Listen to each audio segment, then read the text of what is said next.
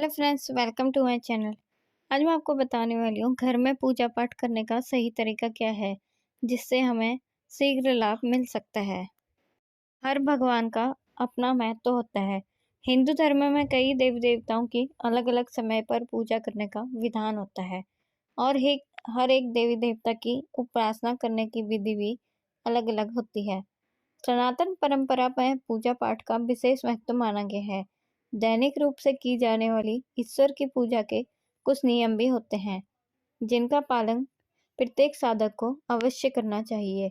मनोकामनाओं को पूरा करने और शुभ फल प्राप्ति के लिए ईश्वर की पूजा के लिए प्रयोग में लाए जाने वाला आसन, हवन विधि, पूजा का मंत्र और उसे पढ़ने की विधि, अपने आराध्य के सामने दिया जलाना या फिर आरती करने का नियम आदि की संपूर्ण जानकारी एक साधक को होनी चाहिए।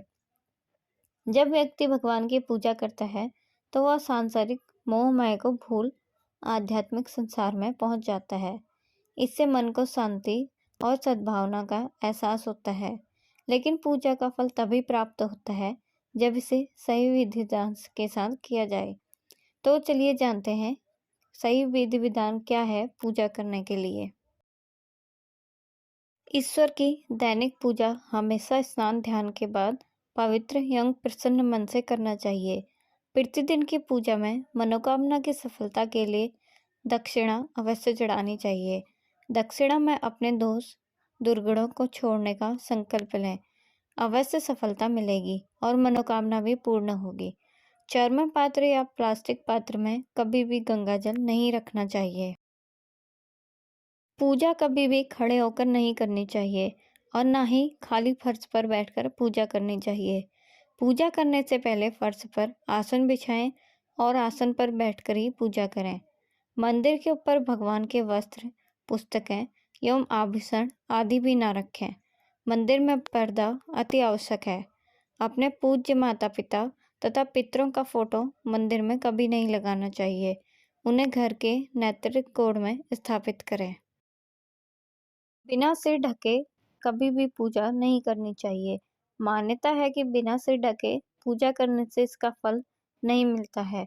पूजा के दौरान सिर ढकना भगवान के प्रति श्रद्धा भाव को दर्शाता है। पूजा के दौरान सिर ढकने के धार्मिक के साथ वैज्ञानिक कारण भी बताए गए हैं।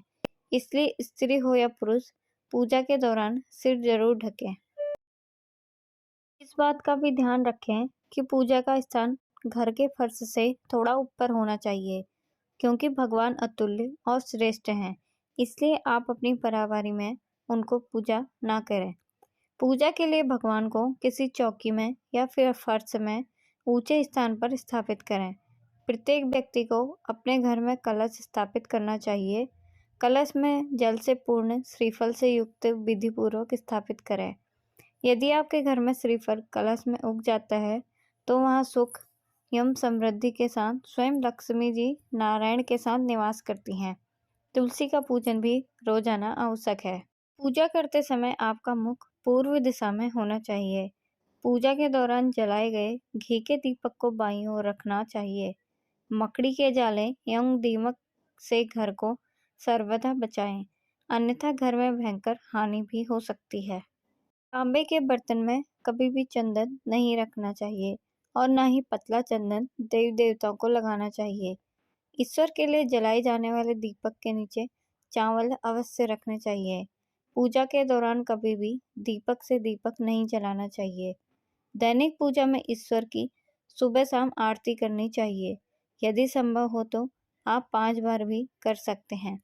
वैसे तो दिन भर में कम से कम एक बार अवश्य आरती करनी ही चाहिए।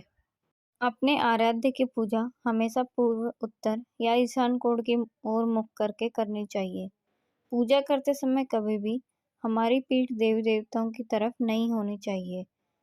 कपूर का एक छोटा सा टुकड़ा घर में नित्य अवश्य जलाना चाहिए, जिससे वातावरण अधिकाधिक शुद्ध हो।